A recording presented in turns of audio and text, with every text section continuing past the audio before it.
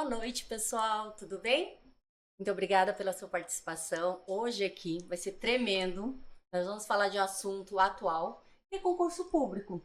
E como o administrador pode estar descobrindo essa nova área e realmente na gestão pública fazer diferença. Bom, hoje nós estamos com grandes convidados, Joelson, né, e Luiz Antônio, para falar aqui um pouquinho com vocês, né, contar a história da jornada deles como servidores públicos, né? E hoje o professor e mestre Luiz Antônio aí como empreendedor na área ali de concurso público também. Bom, antes disso também, né, para quem não conhece, o nosso canal está a primeira vez conosco. O nosso canal é um canal que foi feito de amigos administradores, para que a gente possa aí fomentar realmente a nossa classe, fortalecer os nossos colegas, trazendo assuntos realmente pertinentes para o dia a dia. E cada vez a gente possa trazer com que esse administrador se empodere no seu trabalho, nas organizações, na gestão pública e a gente faça realmente a diferença que o nosso estado e o nosso país está precisando. Começando agora, fiquem à vontade, eu vou pedir para o Joelson se apresentar e depois a gente vai para o mestre aqui, Luiz Antônio. Joelson, se apresente, fale para o pessoal, quem é você? Boa noite, pessoal. É um prazer muito grande, Regina e Luiz, compartilhar essa live com vocês. Eu sou o Joelson, nasci no Mato Grosso do Sul, estou aqui morando em Cuiabá desde 2007, sou administrador, me formei pela Unemat de Sinop e há 17 anos eu atuo como servidor público no governo do estado. Lá eu passei por várias secretarias, né? Trabalhei junto com a Regina, o Luiz foi meu mentor lá na Secretaria de Planejamento e Gestão. Estamos aí para contribuir e gerar muitos insights, né, de como que é atuar como administrador na área pública. Isso mesmo, pessoal. E como o Gelson falou, né, a gente tem entre amigos e conhecidos, né? Isso que é o bacana aí. Nosso estado é grande, mas ao mesmo tempo todo mundo se conhece, os administradores. E vocês viram que a gente está num local diferente, né? E eu acabei esquecendo aí de comentar. Nós estamos aqui no estúdio da LAC Concursos, cedido pelo professor, para que a gente pudesse fazer realmente uma live aí com vocês, né? E surpreender a todos vocês. Então, agora, mestre Luiz Antônio, é com você. Quem é você? Para quem não te conhece. Aliás, é difícil saber quem não te conhece, né? Porque eu tava mandando o link para os amigos, todo mundo, manda um abraço, é meu professor, enfim, né? Ajudou muita gente, vários servidores que estão aí no estado e fora do estado, né? Realmente a ser servidores públicos. Quem é você, Luiz? Então, eu sou o professor Lac, né? Inicialmente eu queria desejar boa noite, muito obrigado pelo convite, Regina. É um prazer muito grande dividir aqui a mesa com o Joelson. Eu tive aqui, vou revelar aqui, né? Eu tive o prazer aqui de assinar o termo de posse juntamente com ele, né? Eu empossado, né, na antiga Secretaria de Administração, né, do Estado de Mato Grosso. E eu estou na caminhada, né? Aqui do serviço público, aqui da Escola da LAC Concursos. Nós estamos aqui já há quase 15 anos empreendendo no ramo da educação e eu fico muito lisonjeado, muito feliz por essa nossa trajetória, de a gente ter marcado e estamos marcando também a vida de muitas pessoas e principalmente na área de administração. Faz alguns anos, né, uns 5, 6 anos, a gente começou a focar também na área de administração para concursos. E eu sei, né? Eu tenho noção da nossa atuação, da nossa representatividade junto ao segmento. E, inclusive, né, a pauta hoje é mercado de trabalho, concurso público. Nós tivemos um concurso público recente para o cargo de administrador, que foi o concurso da Secretaria Estadual de Saúde. Nós tivemos mais ou menos, Regina e Joel, uns 1.500, 1.600 inscritos. Eu estou arredondando, né? E tivemos aí 126 classificados, né, em torno de 10% aí, eu chamo de sobreviventes, porque a banca da FGV não é uma banca...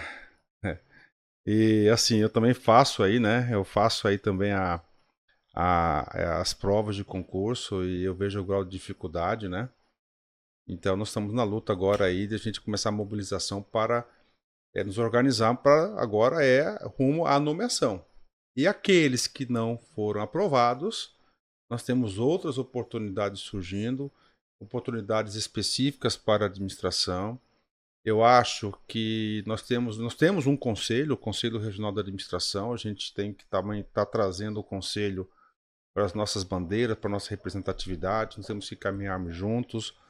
Os administradores sempre têm uma característica de união, né, de paz, de buscar sempre as soluções negociadas, dialogadas. A gente observa que o estado de Mato Grosso, eu posso falar porque lá eu estive por um bom tempo, né? Inclusive fui gestor do estado. E assim, eu vou levantar uma questão aqui para a gente começar a discutir, né? Já começou. Secretaria de Estado de Educação, tá? Desculpa, de Saúde especificamente. Joel, se você que está lá, conhece bem a administração pública, 126 administradores para toda a estrutura do Estado, do hospital, interior, todas as unidades desconcentradas do Estado, é suficiente? É. Vamos fazer o coro? Eu acho que... E ainda... Esse é um movimento que está acontecendo no Brasil todo, né? Que a gente vê que o gestor público, em certo momento, a gente passou por isso na gestão do governador anterior, no governo do estado, de um certo descontrole das finanças públicas. Então, o gestor público ele fica preocupado em nomear servidores efetivos, né, servidores concursados, e o quanto isso vai representar de aumento na folha. Mas quando você tem uma gestão responsável, que hoje o governo do estado ele é nota A, né, nas finanças, é pelo terceiro ano consecutivo campeão em gestão fiscal no Brasil. Então isso abre margem, naturalmente, para que se faça investimentos, e investimentos requerem pessoal, né, para dar conta desses investimentos. Hoje o estado está construindo 5 grandes hospitais regionais, 2 em Cuiabá e 3 no interior do estado. Então, naturalmente, que esse concurso da SES ele foi pensado para prover o estado, a Secretaria de Saúde, com pessoal para atuar nesses 5 grandes hospitais que estão sendo construídos. Cada um deles está num percentual de execução de obra, nenhum desses 5 hospitais foram entregues.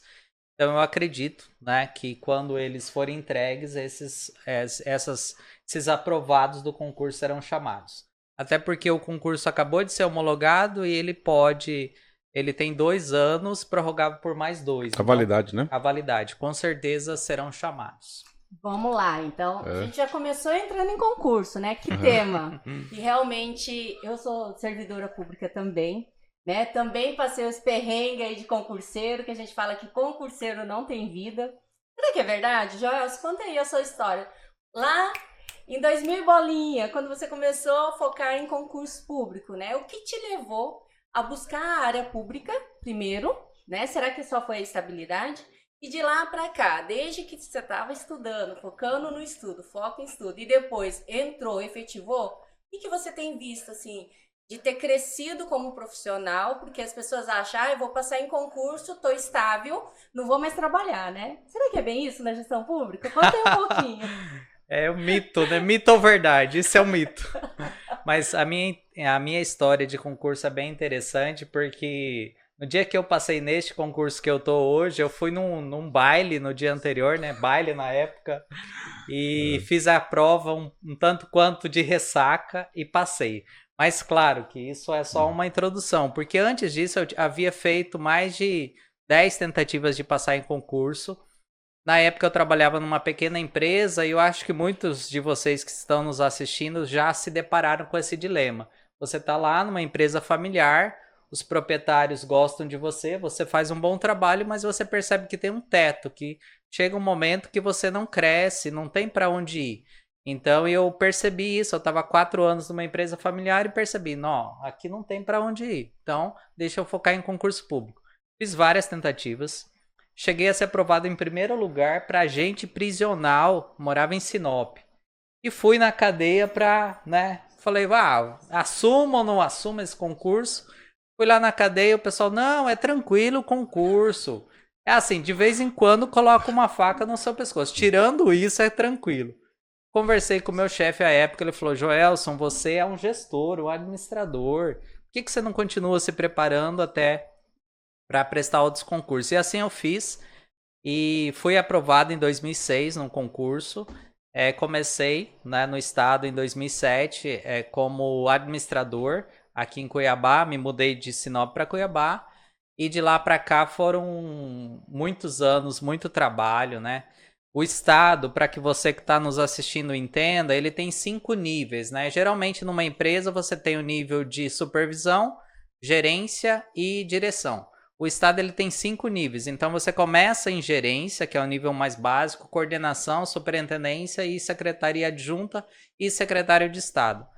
E eu tive, né, ao longo desses 17 anos, eu percorri todos esses níveis em 4 secretarias diferentes. Então, já passei por vários lugares e entrando no nível mais baixo, trabalhando muito e chegando no nível... É uma escadinha, né? É uma escadinha. E cada nível que você passa é um aprendizado diferente, é uma perspectiva, faz parte da formação, né, do gestor. E por isso que eu sempre defendo o concurso público, Regina. É porque é o seguinte, Joelson, eu vejo que a administração pública, eu vejo que a administração pública ela tem tomado algumas decisões de substituição do servidor efetivo, né? Contratação de contratos temporários, terceirizados, e os contratados, né, claro, desenvolvem aí um excelente trabalho, até os estagiários, né?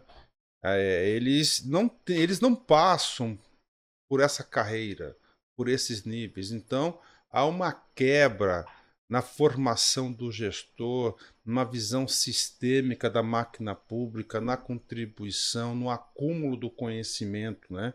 Joelson, posso fazer uma pergunta? Claro, aqui tudo é nosso. Assim, eu vou fazer a pergunta para o Joelson, né? E também para você que também é servidor da Sinfra, né? Não, da CEPLAG. CEPLAG, perdão, né? A CEPLAG antiga SAD, né? Antiga SAD, Sérgio. O Estado possibilitou para você treinamento, capacitação, desenvolvimento formal? Como é que foi esse processo de desenvolvimento na carreira?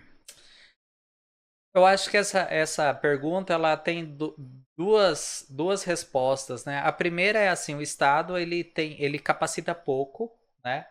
Ele tem pouco, ele desenvolve pouco, mas por outro lado, ele te permite grandes oportunidades. Eu lembro lá em 2008, né, quando nós fizemos o planejamento estratégico de uma área da gestão de pessoas, da SAD, e depois apresentamos ao secretário, ele pediu para que fizesse da secretaria como um todo, e eu e o Luiz conduzimos durante 3 anos, e naquele momento eu lembro, Luiz, de ter um insight assim. Eu lembro que o valor era 150 milhões de reais o orçamento da SAD na época. Eu falei, nossa, eu como administrador, com 2 anos de formado, estou conduzindo um planejamento estratégico e definindo a alocação de recursos de 150 milhões de reais. Se eu tivesse lá na empresa familiar, eu jamais teria esse tipo de oportunidade. Então eu vejo que ao longo da minha carreira, o Estado me proporcionou muitas oportunidades de desenvolvimento. E aí você vai estudando, se aperfeiçoando e evoluindo, né, enquanto profissional. E a gente vê realmente assim como os concursos públicos, né, estão cada vez mais concorridos. Também tem visualizado assim nos estados, né, em qualquer máquina pública, seja município, federal, o nível que está entrando, né, de pessoas, né, que já têm esse mestrado, muitas vezes até doutorado, ou que são realmente gestores, né? Em certo momento, eu quero estabilidade. Só que aí entra, né, na gestão pública, eu era administradora de empresas também, entrei e falei assim, nossa, que choque. Primeiro é o choque. E depois você começa a ver o quanto a gente desenvolve as atividades de administração. E lá na faculdade a gente vê, e na empresa privada você faz aquele arroz com feijão. E no Estado a gente é obrigado a aprender muito, estudar muito mais, planejamento estratégico muito mais robusto, né? Gestão de projetos, então, é primordial para rodar a máquina pública. Então, a gente consegue visualizar realmente a ciência da administração. Então, nós, como os administradores, você que é administrador e quer conhecer um pouquinho mais, pode ter certeza, estude bastante, conheça bastante a área que você está estudando, porque lá você vai conseguir trabalhar na Secretaria da Saúde, igual o professor estava comentando, na área da saúde. Você vai trabalhar na área de planejamento, na área de gestão, na área de gestão de pessoas, né? Na área de segurança pública. Então, você tem um vasto leque de oportunidades aí de crescimento e desenvolvimento. Mas também não é só esperar da máquina pública. E a gente sabe que o administrador corre atrás, né? Luiz, quando você estava lá na gestão mesmo, igual você foi gestor governamental, né? No Estado. Você também visualizou isso, que o potencial do administrador na gestão pública? Assim, eu já visualizei, né, o potencial do administrador na gestão pública antes de ingressar na administração pública, né? Então eu já tinha essa perspectiva, contando um pouco da minha história. Eu sou formado pela UFMT, eu sou da turma de 1900 mesmo. Professora Cecília, lá no comecinho. Professora, tenho certeza que você está nos assistindo aqui, um forte abraço aqui no coração, tá, professora? A senhora foi a senhora aí foi responsável pelo meu desenvolvimento, a senhora foi uma das professoras que marcou meu período de UFMT, uma das principais professoras, né, junto com o professor Antônio Ricardo de Souza também, da Universidade Federal. Um abraço, professora, né? Então eu era da universidade, né, do UFMT, eu formei em 1998, né, vai fazer 30 anos, né? 30 anos aí de formado em administração. E na época, no último ano, nós tínhamos Administração Pública 1 e 2 e era o professor Antônio Ricardo de Souza. E ele que me ensinou, Joelson, a fazer planejamento estratégico para o setor público. Tá? E aí, em seguida, ele coordenou uma especialização chamada Políticas e Estratégias para o Setor Público. Eu fiz essa especialização, que foi quando a especialização era especialização. Tá? Eu fiz a especialização em 99 e 2000, eram 2 anos de especialização. Fiz a especialização e aí é o seguinte, eu falei, cara, eu não tenho, não sou herdeiro, né, para a gente se locar em empresas particulares, a gente vai ter que entrar, não tem jeito, em cargos operacionais, administrativos, nada contra, eu acho que é uma escada, é uma aprendizagem. Eu falei, cara, eu quero concurso. E quando o concurso tem uma área de atuação muito grande, e em 2000 criou-se o cargo de gestor. A Lei 7.350 de 2000. Foram criados o cargo de 120 vagas. Aí quando eu olhei assim e eu li a lei, eu falei assim, eu me identifiquei, tá?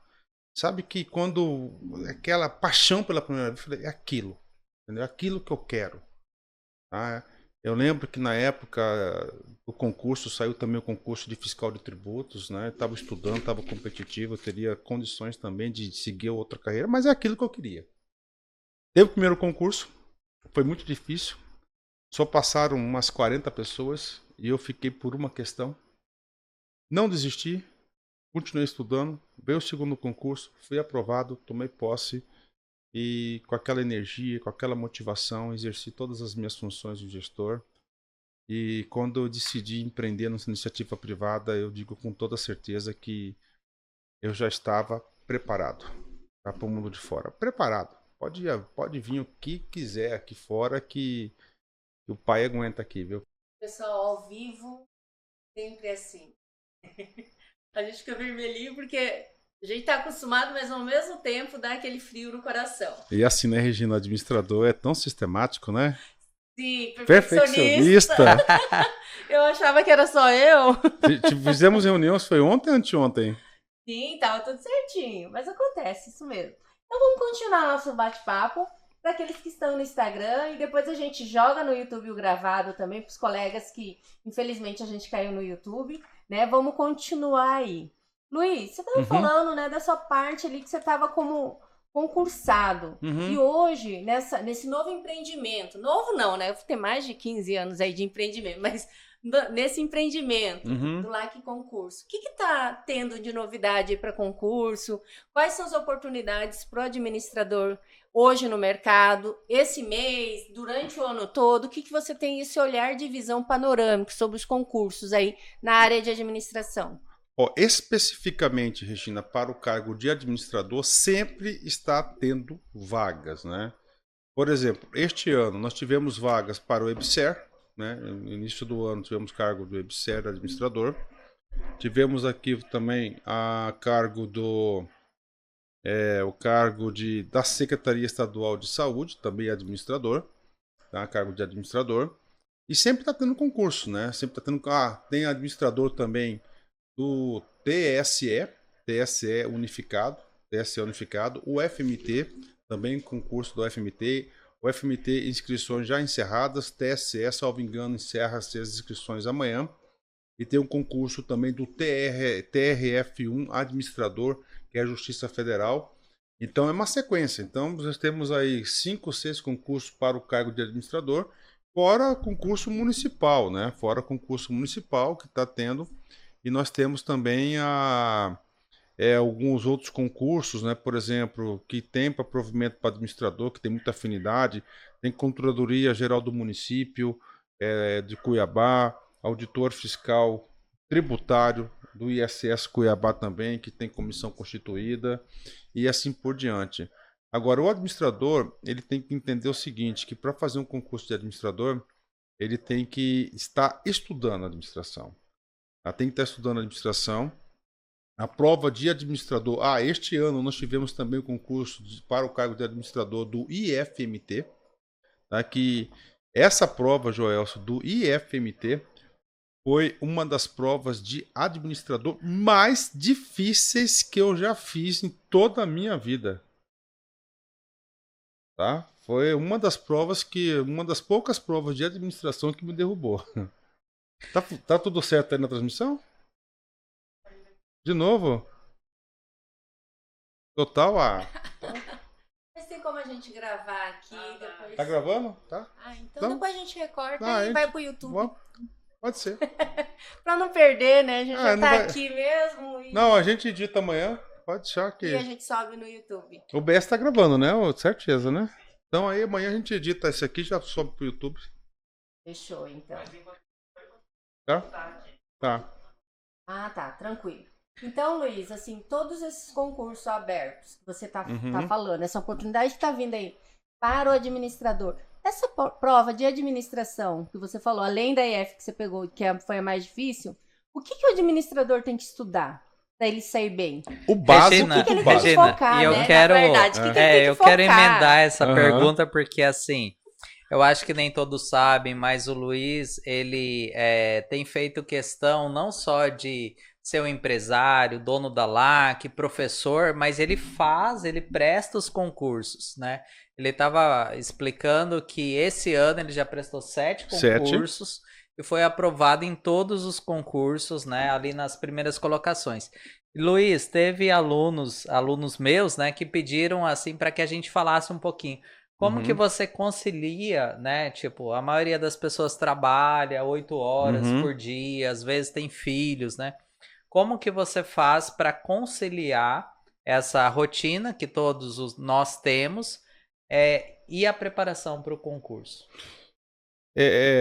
Assim, primeiro, para chegar na posição que eu estou, eu não quero assim falar, você está sendo soberbo, não, mas eu tenho uma história já que não é construída em 6 meses, 1 ano, né? Então, hoje eu estou numa posição porque é uma posição de um processo lento e longo, né? Mas quanto mais passa esse processo, o tempo, eu tenho algumas convicções muito firmes, né? Primeira coisa, né? O aluno, para administrador especificamente, né? Que eu tenho me dedicado muito para o cargo de administrador, mas muito mesmo para a matéria de administração. Inclusive, eu tenho contribuído com a aprovação de muitos administradores nesses concursos. Então, colegas, você tem que entender o seguinte, prova de administrador, especificamente. CAI é o básico do básico. Então, 80% da prova específica é o basicão. É o basicão. Ok? Então, isso já ajuda. Entendeu? Então, isso já ajuda. E você estudar o basicão não demanda tanto tempo assim. Tá? Então, é o basicão. Aí o segundo, como conciliar, né? Então eu tenho algumas estratégias, né? Eu chamo de rotina vencedora. O que é rotina vencedora? É você criar uma rotina diária, né? Na minha cabeça é muito claro isso, o que move o sucesso são as rotinas, né? Você implementar os seus planos são as rotinas. Então eu tenho já uma rotina vencedora. De manhã, por exemplo, eu trabalho em casa. Pela manhã eu preparo as minhas aulas e faço as minhas gravações no estúdio da minha casa.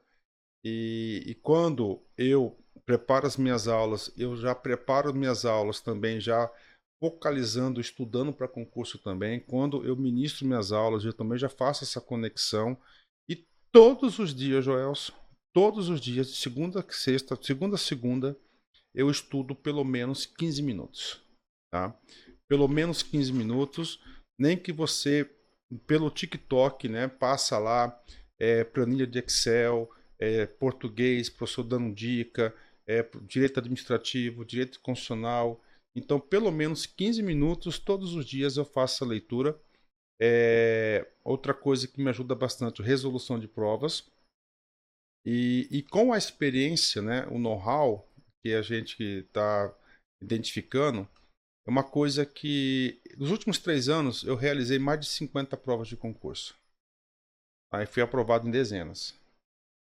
E é o seguinte, quando você sai, Joelson, toda prova, quando eu saio de uma prova, eu tenho a mesma sensação, que a prova é a mesma. A prova é a mesma, caíram as mesmas coisas.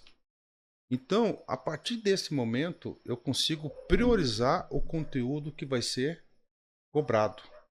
Então, a gente usa a estratégia da priorização, Pareto, e a gente vai montando os nossos métodos.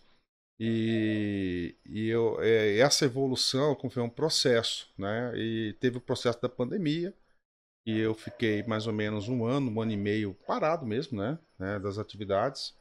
Aí quando eu retornei, eu tive que me reinventar. Falei, eu quero lá testar meu conhecimento. E a partir do momento que eu tive essa postura, Joelson, a qualidade, o empreendimento, a envergadura do processo aumentou muito. Eu queria só complementar essa Uhum. resposta com a experiência, né, do Luiz, a vasta experiência, mas dizer assim, que tem um grande autor de concurso, né, que fala que concurso não se faz para passar, mas se faz até passar. Eu acho que isso é muito verdadeiro. Né? Estudar para concurso é uma atividade, como qualquer outra, que é um processo que você vai Uhum. acumulando ali conhecimento. E assim, uma coisa que, Luiz, eu penso muito, que eu pensava na época quando eu passei em Uhum. concurso, é assim, parece muito, mas você pode se dedicar ali de 6 meses a um ano para mudar uma vida inteira. Então eu sei que a rotina de todo mundo é puxada, que tem trabalho, que tem filho, que tem uma série de afazeres, mas se você se dedicar ou você puder tirar férias, enfim, usar ali uma férias para se dedicar, ou ir acumulando, construindo essas rotinas que o Luiz mencionou, a longo e médio prazo Ele vai você vai ter um passar. resultado. Né? Isso que no final do dia importa. Sempre me perguntam qual que é o percentual de alunos meus que são aprovados em concurso. A minha resposta é uma só: 100% daqueles que não desistem são aprovados. Realmente. Ser 100%? concurseiro é foco, né? É É o 100%. principal. A gente tendo foco ali, dedicação. E, igual o Joelson falou, a gente entende as dificuldades.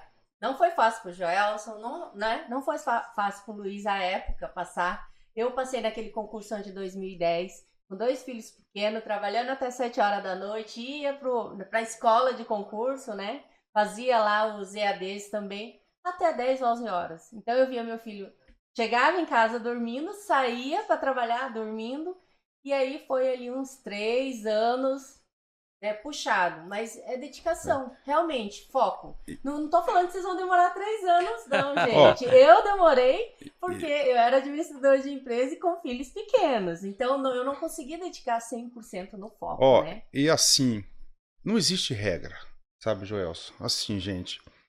Ah, tem que estudar 6 meses, tem que estudar 2 anos, tem que estudar 3 anos. Isso aí são todas crenças limitantes, na minha opinião.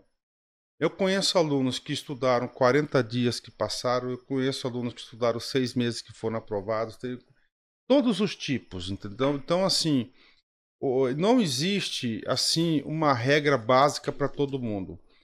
Agora, tem alguns princípios verdadeiros. Primeiro, todo conhecimento é cumulativo.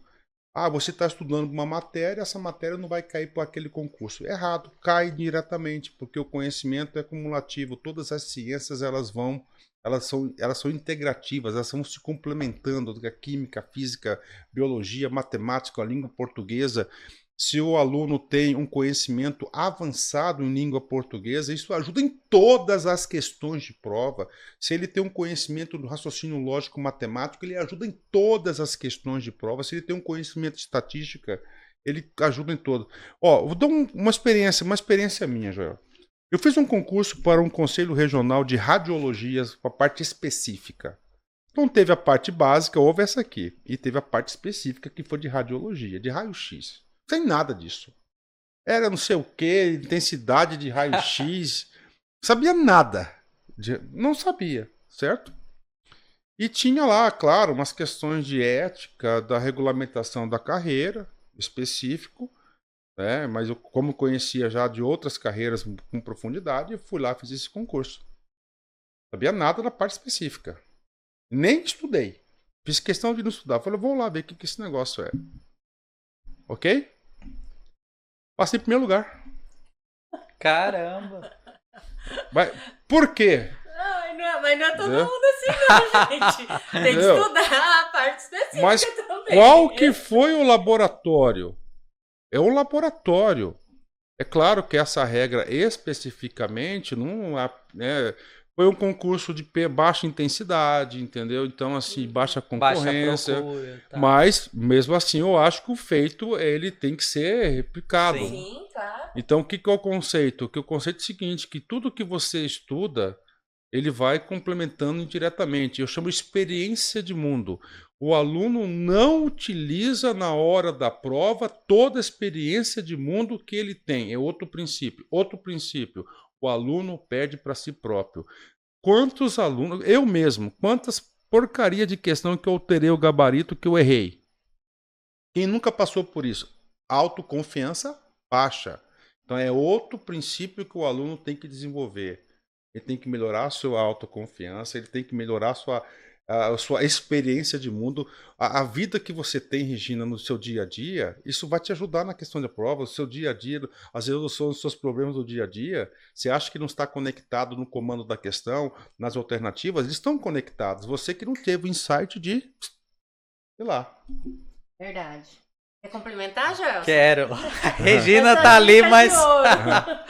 Mas não, eu queria complementar, é uma crença que eu tenho muito grande, que vai na linha do que você colocou, Luiz, que eu entendo, e tem uma revista sobre isso, se chama Você S.A. Essa revista surgiu no Brasil dizendo assim, a responsabilidade da sua carreira não é mais da empresa, é sua. Então, por isso Você S.A., ou seja, você é uma companhia aberta e, portanto, deve procurar gerir a sua vida, a sua carreira da mesma maneira como as pessoas gerem uma empresa, né?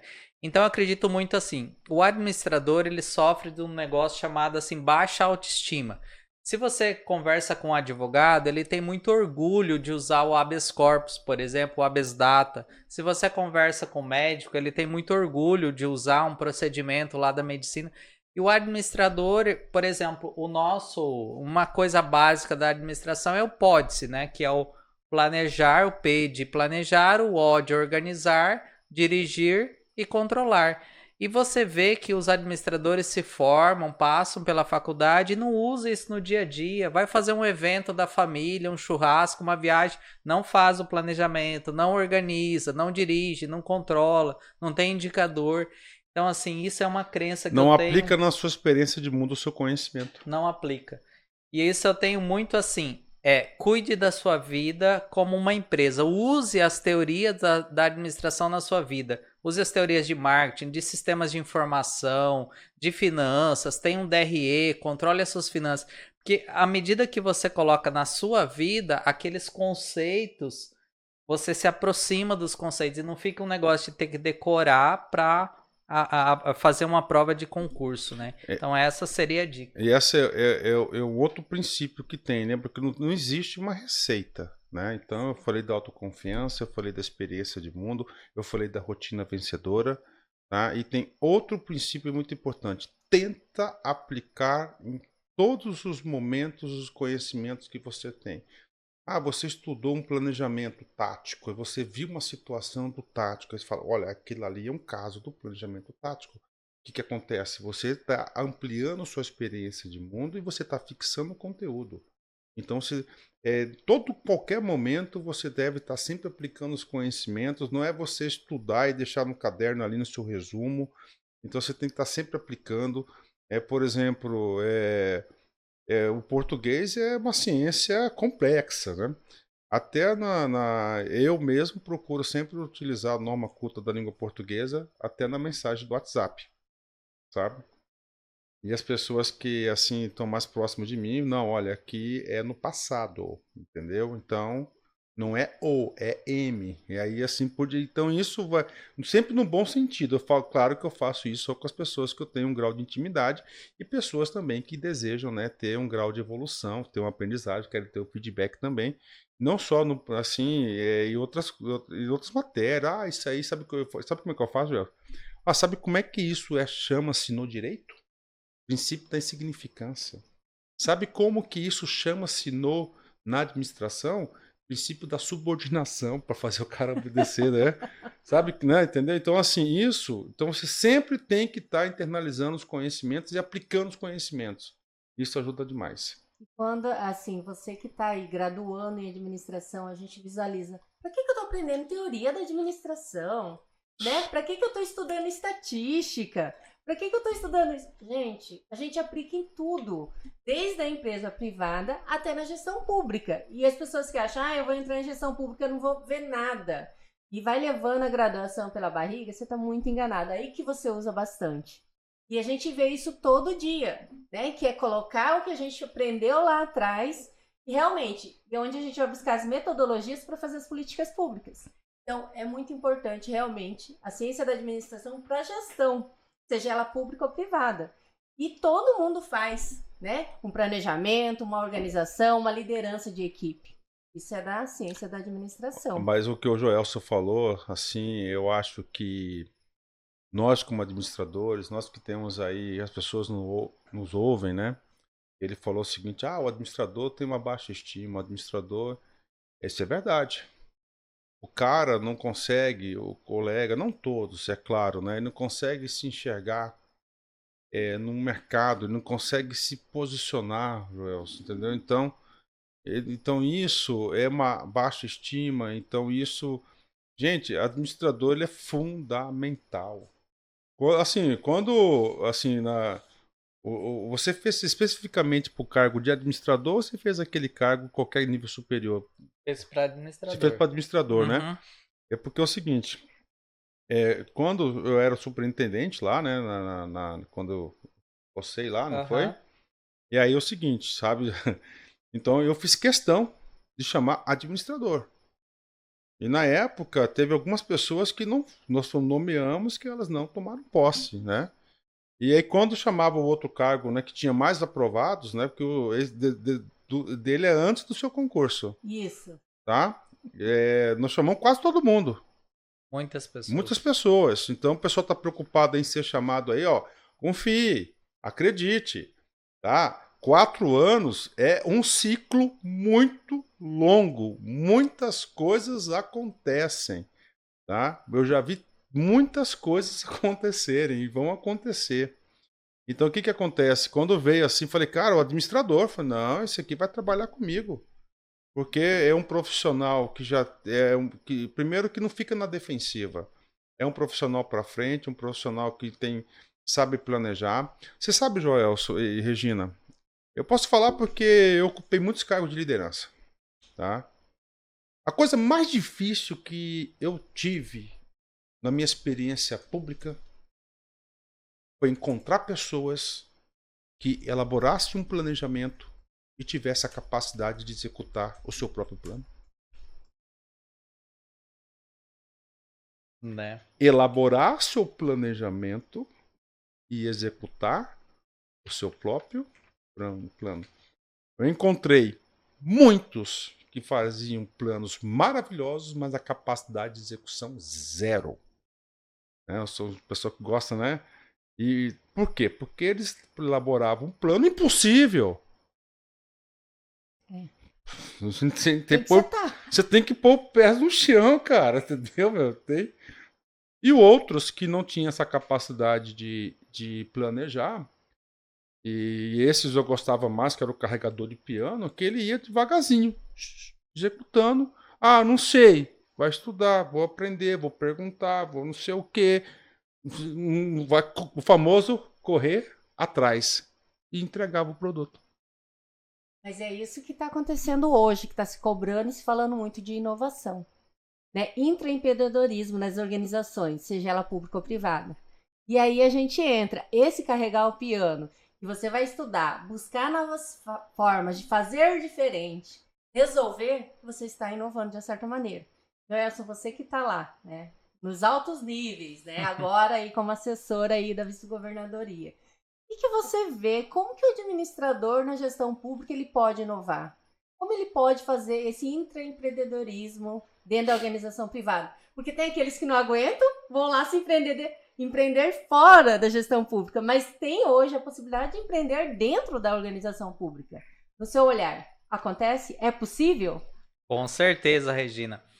Pessoal, só para que você que está nos assistindo tenha alguma dimensão de números, né? Do que significa trabalhar no governo do estado, que é o lugar onde eu e a Regina trabalhamos e onde o Luiz já trabalhou. Então, o governo do estado hoje é uma corporação, seria uma holding, né? Iniciativa privada que tem tem 38 órgãos e entidades. Então, são 38 áreas, negócio, saúde, segurança, educação, infraestrutura, meio ambiente. Agora falando do ESG, né? São 38 áreas que empregam 70 mil trabalhadores. E nessas áreas, né, o governo do estado, desde 2019, ele implementou um sistema chamado entregas, para mensurar, para que o governo possa medir o que esses 38 órgãos, essas 70 mil pessoas, o que eles fazem para a sociedade.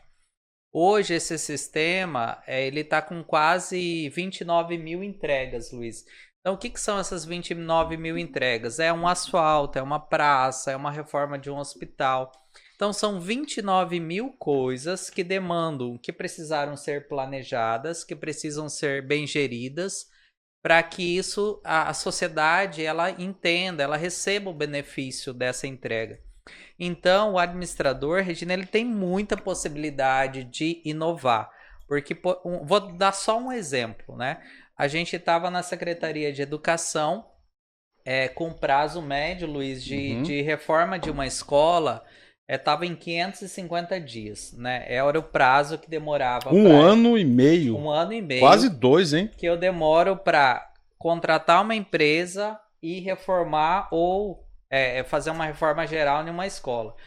Então a gente foi atrás de novos métodos construtivos e hoje aqui em Cuiabá já se entregou uma escola e vai entregar mais 4.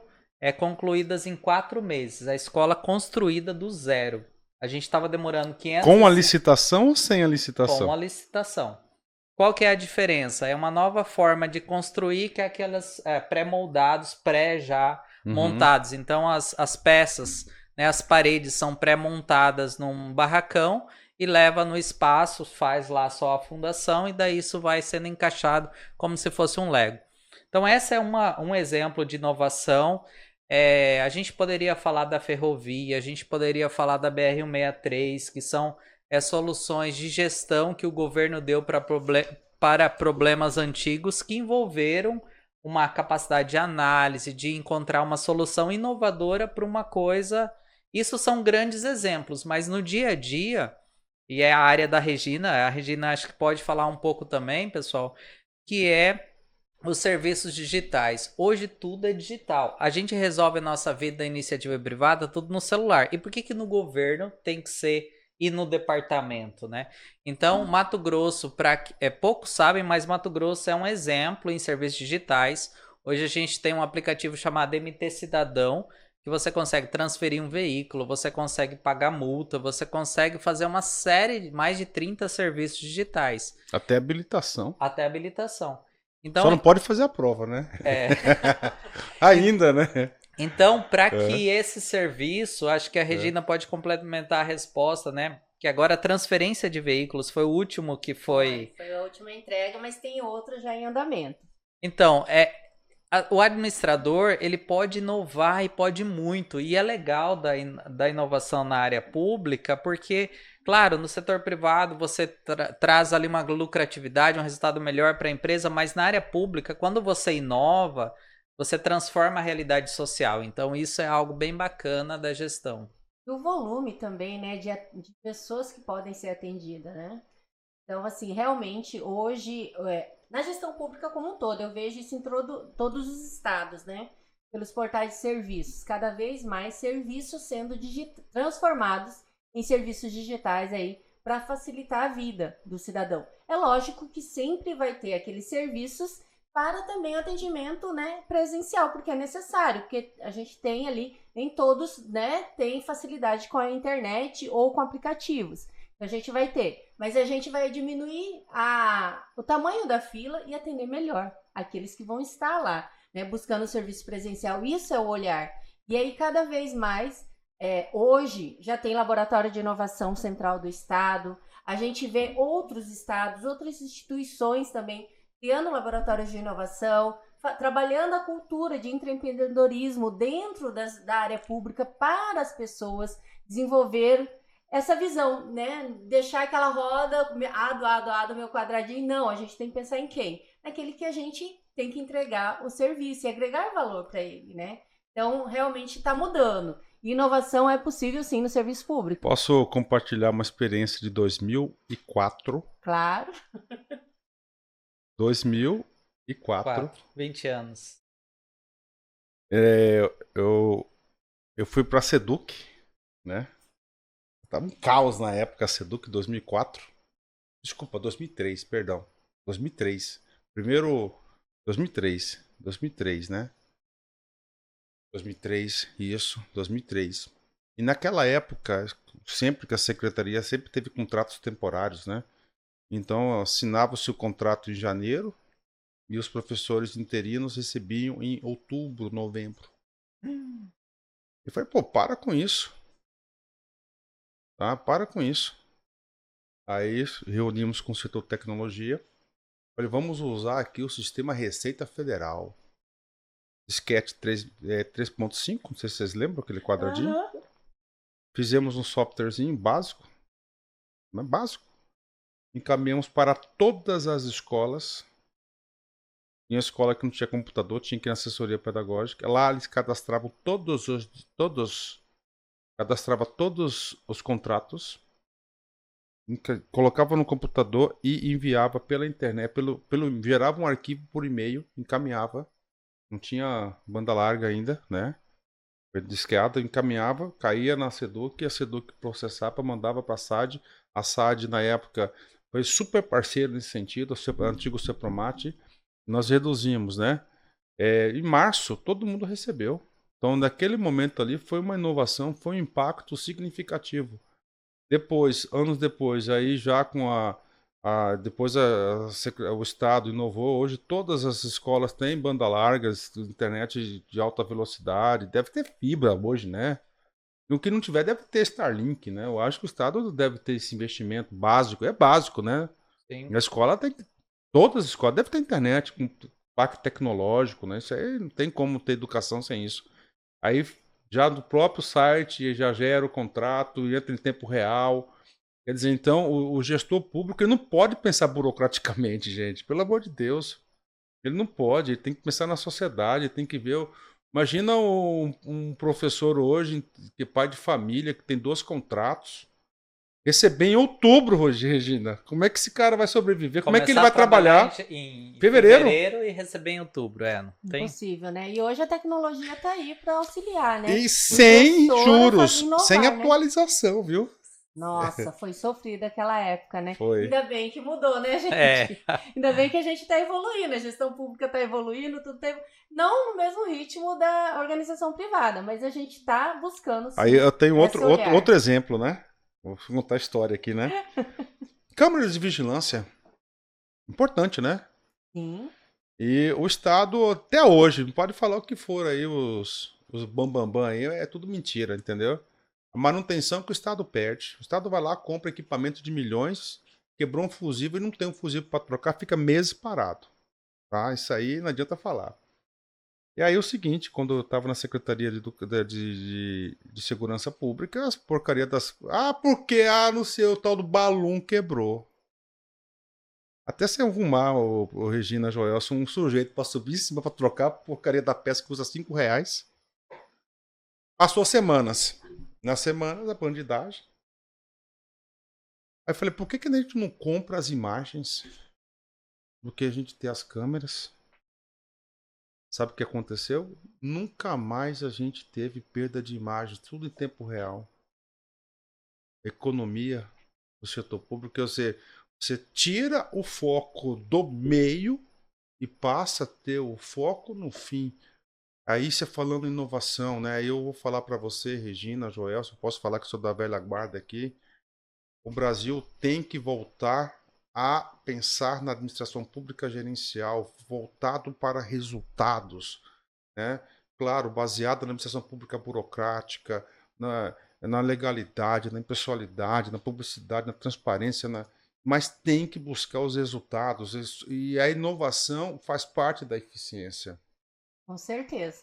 E a Cíntia também está dando um depoimento aqui, a Cíntia Fior, né, que também deixou o serviço público, foi ser consultora na área privada. Sim. E ela não se arrepende também, mas quando ela foi funcionária pública, ela aprendeu muito. A gestão pública ensinou muito, deu bagagem aí, né, para que ela pudesse empreender, né? Cíntia, um abração para você aí, tá? Faz tempo que a gente não se encontra. Aí, amigos. Você foi uma pessoa bastante marcante, você foi consultora na Secretaria de Educação, depois no Mercado Modelo. E assim, quem está falando aqui, né? Eu estava na Secretaria, acho que eu estava na Secretaria de Saúde, não, estava na Secretaria do Meio Ambiente, Joelson. Nessa época, aí a Cíntia, ela fez uma ponte para trabalhar numa empresa privada, para ter uma experiência, né? Olha como tem baixa estima o administrador, e principalmente o administrador público, tá? Olha só. Aí eu fui para essa empresa privada para ganhar o dobro. Tá? O dobro do que eu ganhava na época. Eu fiz minhas contas de padeiro, se eu estivesse num gestor, hoje eu ganharia em torno de 35 mil. Todo mundo sabe disso. Tá lá, é público isso, né? Tá no portal de transparência. Tá? Deu o dobro. Aí eu fiquei preocupado. Pô, será que eu vou dar conta? Cara, na moral, eu tinha 3 horas de trabalho por dia, não tinha mais o que fazer. Não tinha demanda. Quer dizer, então assim, e trabalho de impacto na empresa, de resultados, entendeu? De significado, sabe? Então assim, a Cíntia fez essa ponte assim para mim. Obrigado, Cíntia. Ela esteve também nesse processo aí. Que bacana, né? Isso que é o legal, isso que a gente está querendo, através do canal, realmente relembrar os networks e reviver tudo isso e também fazer novas conexões, né, entre os administradores, né? Então, a gente precisa realmente empoderar, né, que o administrador ele tenha confiança, né, no que ele está aprendendo e ir para o mercado, seja ele público ou privado. Isso é muito importante também para a gente ter essas conexões de aprendizado, de orientação, né? De coach, né? Como muitos hoje está na moda, como todo mundo fala, a gente precisa dos mentores. E realmente, hoje, o Joelson e o Luiz olhando assim, sempre teve um mentor, né? Do lado ali para orientar. Você comentou, quando entrou no serviço teve um mentor, né? A gente sabe, o Luiz. E o Luiz também estava comentando, quando ele decidiu empreender fora, teve uma mentora ali que o ajudou. Isso é importante para que essas conexões na área da administração, entre os administradores, a gente possa fomentar aí. E aí, assim, né, a história, né? Pô, eu ganhava o dobro lá, né? Tinha mais 4, 5 meses de contrato, queriam renovar. E eu resolvi voltar pro serviço público. Sabe por quê? Porque eu cansei de pôr dinheiro no bolso dos outros. Melhor trabalhar para a sociedade, construir coisas para a sociedade, com todo respeito, né? E não me arrependo, porque aí aumentou mais a autoconfiança, eu voltei com mais gás no setor público, e na época eu voltei, já voltei para a SAD, certo? E aí a gente tinha grandes projetos, né? Mas o setor público também não é só também, por exemplo, coisas positivas. Eu falei para você das coisas mais difíceis é encontrar alguém que planejava. E a coisa que eu mais odiava no setor público, mais odiava, posso falar? Ter chefe mais burro do que eu, mais incompetente do que eu. Vamos cortar essa. Entendeu? Não acontece hoje em dia. Entendeu? Isso foi então, lá em 1900 e pouco. Cara, é incrível, cara. E pessoas. Agora, eu já encontrei, assim, pessoas sábias. Que aí essas pessoas utilizam o seu potencial, são pessoas seguras. Entendeu? Elas te ajudam a crescer porque eles sabem o benefício. Eles se sentem ameaçados, né? Por um cargo lá de, sei lá, cara, de comissão, cara, que é louco. Né? Ficam, infelizmente existe, né? Porque você sabe, é político, executivo né? é político Político, também, né? né? E a gente tem toda uma máquina ali por trás, né? Tanto executivo, legislativo. Mas é uma crença, conexão, é uma né? crença muito limitante para resultados, tá? Eu acho que a administração pública tem que dar qualidade, sim, para os gestores de primeiro nível. Pode ter pessoas do política fora do estado, tá? E assim, eu posso falar para vocês, aqui fora tem pessoas muito mais qualificadas, tá? Do que lá. Porque o estado chega um momento que fica pequeno pro cara. O cara vai. Todo dia tem gente que pede exoneração do estado. Entendeu? Então, assim, eu acho que tem que ter gente, mas não é só político, tem que ter o técnico, tem que ter de resultados também. Porque, Regina e Joelson, a transformação parte da liderança. Com certeza. E a gente está com Entendeu? um questionamento aqui bombástico da Cristiane. Ai, Cristiane, vamos lá. Falando em inovação, como a administração enxerga a prática de prestação de serviço com vínculo de contrato temporário, que está sendo recorrente na gestão pública? Isso a gente está vendo em vários estados, né? Não Vários só aqui do níveis. Mato Grosso, né? Essa visão e acaba deixando um pouco do concurso, porque realmente tem necessidade do concurso porque falta mão de obra.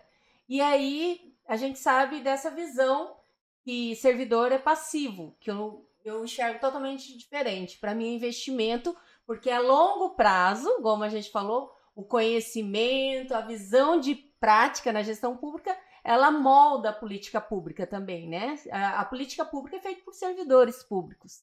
E a execução da política pública é feita por servidores públicos. Na área da saúde, na área, né, ali da finanças, na área da polícia e tudo mais. E aí, o que vocês acham sobre isso? Do concurso, das contratações temporárias? Ó, Você quer falar, eu tenho uma opinião muito bem formada em relação a isso, tá? Joelson, você quer... Eu acho assim que isso é um movimento que está acontecendo no Brasil todo e tem algumas razões. Vamos tentar entender os dois lados, né? Vou falar de um exemplo real que eu vivenciei. Eu passei 3 anos na Secretaria de Infraestrutura, na Cinfra, né? Hoje, os fiscais de obras, a Cinfra está tocando atualmente cerca de 250 obras no estado todo. Então, assim, como que você faria para fiscalizar 250 obras? Então, por exigência de bancos que lá atrás financiaram, né, concederam financiamento para o Estado, criou-se o modelo de gerenciadora de obras e supervisora de obras. Então, hoje você tem uma empreiteira, que é a empresa que venceu a obra, que está lá fazendo uma ponte ou um asfalto. Você tem uma supervisora, que é uma equipe que tem geólogo, que tem todos os tipos, os profissionais de engenharia que vão a campo e fazem todos os testes. Eles fazem um relatório lá da obra e trazem então para uma gerenciadora, e ali sim você tem um servidor efetivo que vai ratificar tudo isso. E se ele não se sentir confiante na análise, ele pode ir a campo também. O que a gente... Esse modelo de que o servidor público ele é o cérebro e terceiriza o que pode ser terceirizado, na minha visão, é uma visão boa, né? É uma visão gerencial do Estado. O que acontece? Mas isso não é substituir a mão de obra. Não. Isso aí é utilizar a mão de obra inteligente. Isso. Só que qual que é o problema? Quando você... todo o excesso, né? Então, assim, quando você, por exemplo, para citar o exemplo que eu vivenciei da Sinfra, quando você tem lá na Sinfra, acho que, se não me engano, tinha 15 fiscais só. Então, aí você já está... você tá com uma carência muito grande que vai resultar em pagamento de aditivos, de milhões e tudo mais, em uma série de prejuízos que o Estado poderia evitar se tivesse ali um quadro, vamos supor, de 50 fiscais. Que não é nada para o Estado. Que não é nada para o Estado. Não é nem uma pena. Entendeu? Então, assim, esse equilíbrio, eu vejo que o Estado precisa encontrar esse equilíbrio, que ainda não encontrou. Então, tem áreas que estão... tá tendo perda de dinheiro, tá tendo perda de conhecimento e vai ter um retrocesso na política pública por falta de servidores públicos de carreira e capacitados. Mas tem outras áreas que dá para terceirizar sem problema algum, né? E a política... Porque a gente tem que olhar, assim, a ação do Estado, é importante que ela seja eficiente. A gente sempre tem que fazer a discussão desse ponto de vista. O resultado, né? De resultado. Sim, com certeza. Bom, e você, Luiz, qual que é a sua visão? Então, a minha opinião eu tenho sobre esse assunto, um pensamento muito sólido, tá? Muito sólido, é meu pensamento. Tudo, tem várias premissas. Servidor público é despesa, não é resultado. É uma premissa existente hoje. A mídia contribui muito com isso, o consciente coletivo da sociedade contribui muito com isso. Tudo isso por quê, Regina e Joelson? Porque o Estado não sabe administrar sua força de trabalho. O Estado tem um contingente de 70 mil pessoas, salvo engano, né? Posso estar errando nos números aí, vamos arredondar 70 mil pessoas, e não sabe gerenciar sua força de trabalho. Então você tem lá muitas pessoas, né? Tem pessoas lá que não tem produto, né? Tem pessoas lá que, se ficarem em casa 60 dias, não vai fazer falta, infelizmente, tá? Eu não quero generalizar. Então, o que acontece? E outras pessoas, os 15 fiscais que vão fazer trabalho por não sei por quantas pessoas. Então, não há um gerenciamento da força da mão de obra, onde vai sobrecarregar na custa de uns, né? E outros não. É culpa do próprio Estado. O próprio Estado tinha que cobrar resultado dos outros também. E aí ia ter um equilíbrio. A partir do momento que todo mundo desse resultado consistente, aí a administração pública é enxergar como investimento. E aí o que acontece? Se eu coloco servidor público, não vai resolver o problema. Então eu vou criar jeitinhos, vou fazer contrato temporário, vou fazer terceirizados, vou fazer contrato para terceirização. Vou fazer o seguinte, vou fazer uma nomeação de um cargo comissionado que é para direção, chefia e assessoramento para o sujeito exercer atividades de operacionais. O cargo comissionado não pode executar tarefas operacionais. A Constituição ela é clara, é para atividade de direção, chefia e assessoramento. Então você vai no Estado, você vai encontrar comissionados, funções de confiança, exercendo atividades operacionais. É um desvio de função. Então, devido ao mau gerenciamento da sua força de trabalho, você cria ilhas de deficiência no Estado, ilhas de ineficiência. Isso, no todo, a sociedade vai estar pagando a conta. A sociedade passa a ter uma visão negativa em relação à administração pública. É claro que a administração pública ela passa também, Joelson e Regina, absorver atribuições que não pertencem a ela. Eu acho que tudo que não pertence à administração pública tem que ir para o mercado. Se cabe um contrato de geologia, fazer lá um parecer, contrata uma empresa para fazer isso, não precisa ser servidor público. Agora, aquelas atividades de Estado que necessitam da gestão, necessitam do servidor público, necessitam da eficiência, da mão do Estado, tem que ser feita por servidor público. E você tendo esse jeitinho de contrato temporário, terceirizado, comissionado em desvio de função, você não cria carreira, você não forma gestores.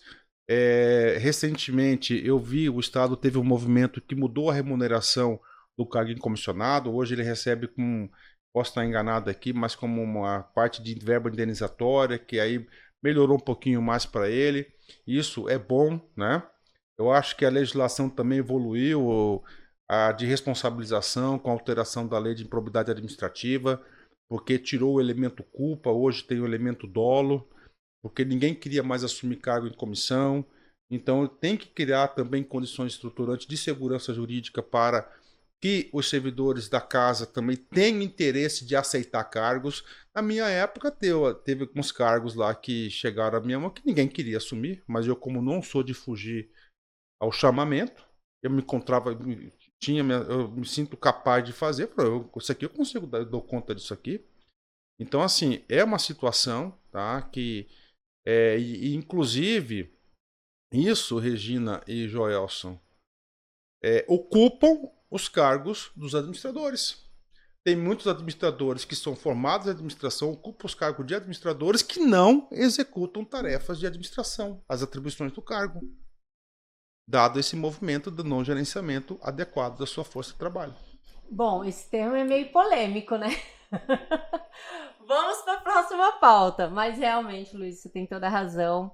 A gente já vê alguns movimentos, né, de novas normatizações de avaliação de desempenho, né, a entrada de tecnologia para otimizar aí o serviço público do servidor e ele fazer muito mais estratégico, né, do que o operacional. Mas a gente sabe que a mudança não vai virar a chave de uma hora para outra, né? É um pouco cultural. E aí a gente tem que realmente, como gestores, líderes, né?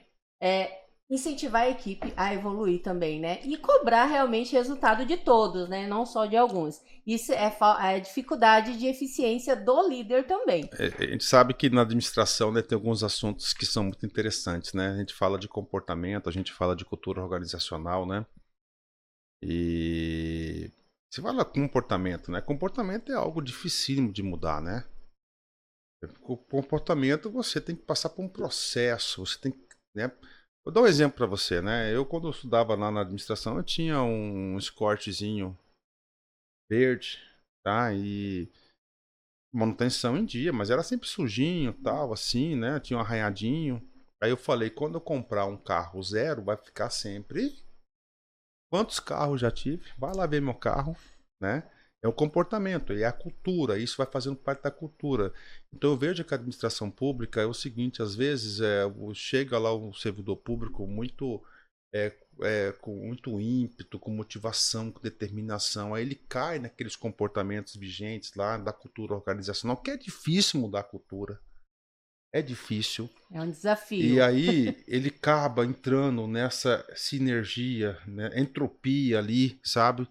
E aí, por isso que eu falo, hoje, para realmente a gente ter mudanças significativas na administração pública, para realmente fazer entregas, liderança, tá? Liderança. E eu vou falar mais, há soluções. O dia que o governo chegar e falar assim, ó, secretário de, sei lá, de administração, pega lá de fazenda, vamos pegar essas instrumentais aí. Quem que são os caras bons aí? Quem que são os pica? Quem que são os líderes? Ó, vocês vão ter todo o respaldo político, técnico, de conhecimento. Cara, você vai ver o impacto. Aí aquele sistema de resistência, de mudanças, porque eles querem manter aquela situação, ó, você vai ver. Vai ser mais rápido do que você pensa. Sabe por quê? Com certeza. Ó, o servidor público, eu posso falar, eu estive lá, e não mudou muita coisa. Mudou a marca do computador, a velocidade da internet, mas as pessoas são as mesmas. E hoje eu falo com mais propriedade, tá? Porque hoje eu paro e penso na época, eu vejo os comportamentos. Lá é um contingente, lembra o sistema de baixa responsabilidade? É um monte de gente que quer fazer alguma coisa, que quer entregar, mas não consegue, não tem, não sobra. Entendeu? Eles querem entregar, eles querem ser úteis, eles querem, mas não tem liderança suficiente para envolver, tá? Para poder fazer. Teve aqui a Andrea, lembra da Andrea, gestora? Ela falou de lideranças tóxicas. Não sei se vocês viram a palestra dela, é exatamente isso, entendeu? É liderança, esses pontos. Então, não era para estar discutindo aí, ficar fazendo mobilização para fazer nomear médico, enfermeiro para saúde. Rapaz, se liderança fica preocupado com despesa você organizar sua força de trabalho, potencializar. As pessoas querem. Eu não sei se é assim meu jeito, mas eu liderei grandes equipes lá no estado, Regina, grandes equipes, não foram pequenas equipes, né? E todas as minhas equipes sempre organizadas, a gente sempre dava um motivo para as pessoas entregarem os produtos. E é isso. Com certeza, é uma mudança, né? É uma evolução. E tem que acontecer, né? Já passou o tempo a gente achar assim, eu vou entrar no serviço público, né? E tô de boa. Então, você que está estudando para concurso, né? Não vai se poluir porque a cultura está mudando. Eu espero eu fazer a diferença, o Joelson que está lá também fazer a diferença, para que realmente você que vai entrar motivado, que está fazendo concurso e é administrador, traga sua bagagem, né, de aprendizado e vamos aplicar, vamos inovar o serviço público, porque a sociedade está cansada. Ela não quer mais o mesmo do mesmo. Ela quer diferente, ela quer um serviço digital, ela quer ser um serviço mais rápido. Ela precisa. E nós, ela não aguenta mais pagar impostos, ela quer resultados, ela quer segurança, ela quer saúde. Você pega a Unimed aí, desculpa falar, quase quebrando aí, pô, entendeu? Que é o nosso plano de saúde, aí como é que vai ficar aí as viuvinhas da Unimed, se quebrar a Unimed? Eu sei porque eu sei quantos anos que eu tenho Unimed aqui. A gente clama por uma saúde, uma segurança, educação. Sim. E aí, eu acho assim, que começa pela atitude, né?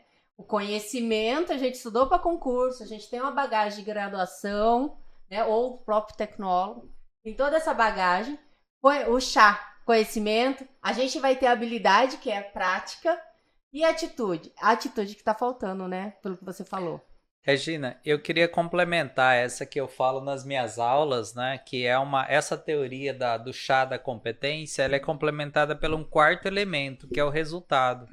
Então, só tem competência, a competência não é um atributo, né? Então, você não pode falar para alguém você é ou não é, mas você, numa determinada situação, você está ou não está competente. Vamos imaginar lá o Neymar, tem jogos que ele vai bem, tem jogos que ele não vai bem, né? Então, a competência, trazendo para nosso dia a dia do administrador, ele precisa se traduzir em resultado, né? E daí nas minhas aulas, quando eu dou aula de pós-graduação, eu falo muito sobre o servidor público, porque o servidor público, ele geralmente ele é muito qualificado, ele fez lá mestrado, ele tem muitas pós, mas em determinado momento ele perde a motivação de entregar o resultado. Então isso infelizmente é comum, você ver às vezes um estagiário entregando mais do que uma pessoa que tem um salário de 30 mil reais. Por quê? Porque neste momento esse estagiário ele está sendo mais competente que o servidor de 30 mil que tem mestrado e 5 pós-graduações. Por quê? Porque esse estagiário ele está entregando, está dando resultado, ele está sendo, tá aplicando chá, né? Sim. Então, quando a gente pensa em chá, a gente tem que pensar sempre assim. Está se traduzindo em resultado? Se não está se traduzindo, então eu preciso me esforçar para se traduzir. Não basta estudar. Estudar você resolveu o C do conhecimento. Mas a habilidade vem com a aplicação. Daí você tem que ter atitude, né, de aplicar o que você aprendeu. E o H da habilidade ele vai vir com o tempo e isso vai se traduzir na entrega, que é o resultado. Né? Gente, essa live de hoje tá bombando, né? A gente teve aqui uns percalços de internet, é normal, né? Mas ao vivo sempre é assim. Vamos finalizar, meninos. Faltando ali 5 minutos. O que vocês falam de dicas de ouro para aqueles que querem ingressar no serviço público, que estão aí no desafio de concurso? Porque hoje a gente falou de motivação, tem gente que vai ser super motivado, mas também tem gente que vai falar, será que é isso que eu quero? Né? Mas vamos aí, qual que é a dica de ouro para a gente falar, entre no serviço público e faça a diferença? Seja servidor para servir a sociedade. Pode começar. Pessoal, eu gostaria de falar assim, ó, primeiro tenha um objetivo, né? Hoje, se você olhar o salário médio de um administrador na iniciativa privada, ele tá ali, o inicial em torno de 3 a 4 mil. Na iniciativa pública, você vai começar no mínimo em 6 mil, ou seja, no mínimo você vai começar do dobro. Então, assim, a questão salarial é relevante. Tem esse objetivo, esse foco de se dedicar um período para você se tornar um concursado, um administrador, e saiba que atuando como administrador na área pública, você vai contribuir não só para melhorar ali os processos, inovar e tudo mais, mas para servir, para melhorar a vida das pessoas. Então, assim, estude, aplique, se dedique, porque vale a pena. E dê resultados, né? E dê resultado. Nós aqui, né, todos somos prova disso, que vale a pena e que você pode tornar a vida das pessoas melhor através da gestão. Afinal, né, não existem países subdesenvolvidos, para citar o nosso administrador máximo, mas existem países subadministrados. Então, fiquem com essa reflexão. Ótimo, obrigado. Fechou chave de ouro. E aí, Luiz? Bom, assim, se qualquer administrador, né, vier falar, e aí, eu devo estudar para concurso, eu vou perguntar, você é herdeiro? Cara, se você for herdeiro, vai cuidar das coisas da sua família. Mas mesmo assim, se você for herdeiro, tô um papo sério com você, real.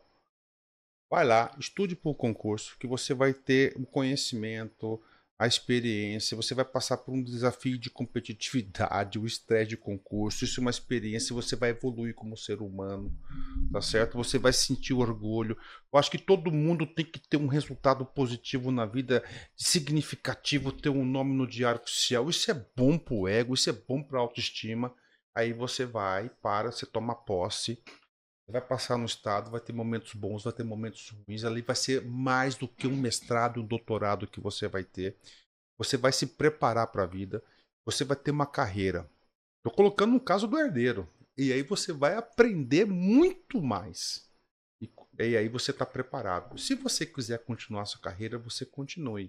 Ou se você quiser empreender e ir para a iniciativa privada, a decisão é sua. Mas o serviço público somente irá agregar à sua vida, tá? Então, o serviço público tem, se você colocar entre os prós e os contras, os prós são muito maiores. Eu sempre digo, tá? Eu não estou aqui para passar pano para ninguém, tá? Para passar pano para ninguém. O serviço público, uma hora, mais cedo ou mais tarde, ele vai decepcionar o servidor, tá? De alguma forma ou de outra. E aí tem a resiliência, tem o lado emocional. Isso também você aprende, e isso cresce. Então é o seguinte, gente, vamos embora, né? Se você tem esse desejo agora, se você também não tem essa vocação, se já nasceu com a veia de empreendedor, desde os 12 anos você já vendia coisa na internet, aí você segue o seu sonho, tá? Tem espaço para todo mundo no mercado. O administrador ele tem um campo de atuação gigante, tem no setor público, setor privado. Eu já estive dos dois lados, né? E assim, na minha saída do estado aí, Joelson, né, e Regina, eu já contabilizei mais de 15 convites para ocupar cargo comissionado de estado, de prefeituras. Mais de 15. Aí eu, em nenhum momento, me identifiquei com as propostas de governo, com os cargos que me foram atribuídos, e eu avaliei que aqui na LAC eu teria já minha função muito mais assim, eu estaria muito mais confortável aqui, não era o momento, quiçá no futuro eu não tiro essa possibilidade, né?